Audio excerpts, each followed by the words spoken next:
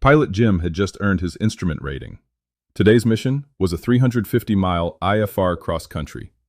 The weather briefing showed clouds along the route, but nothing that looked especially threatening. Then, halfway through the flight, tiny white crystals began forming on the windshield. Within minutes, ice was building on the wings. Jim was cruising at 7,000 feet in solid clouds on an IFR flight plan.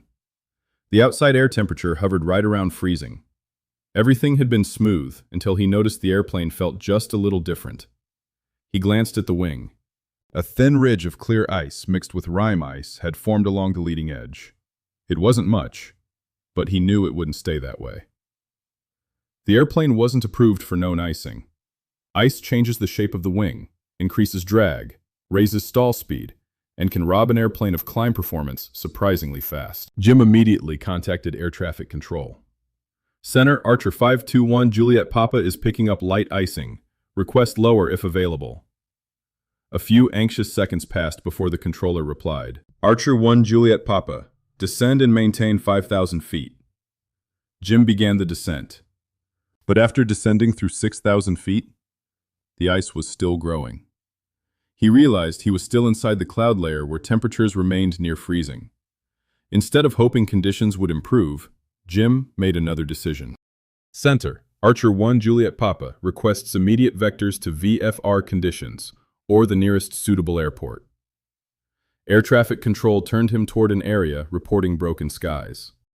A few minutes later, the airplane broke out beneath the cloud deck. The temperature climbed above freezing. The ice stopped building. As sunlight hit the wings, the remaining ice slowly began melting away. Jim diverted to the nearby airport, landed without incident, and spent the next hour reviewing what had happened. Lesson learned. That flight permanently changed the way Jim planned IFR trips. He stopped asking only, "Can I legally make this flight?"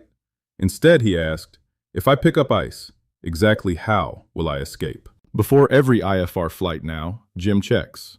Forecast freezing levels, cloud tops and bases, pilot reports for icing, alternate routes and airports. Whether a climb or descent can quickly get him out of visible moisture.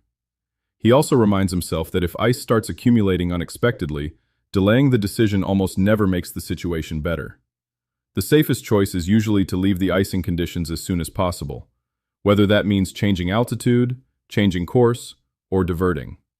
And if you're a student pilot or private pilot, subscribe to our channel for real-world aviation stories that help you become a safer, more confident pilot before your next flight.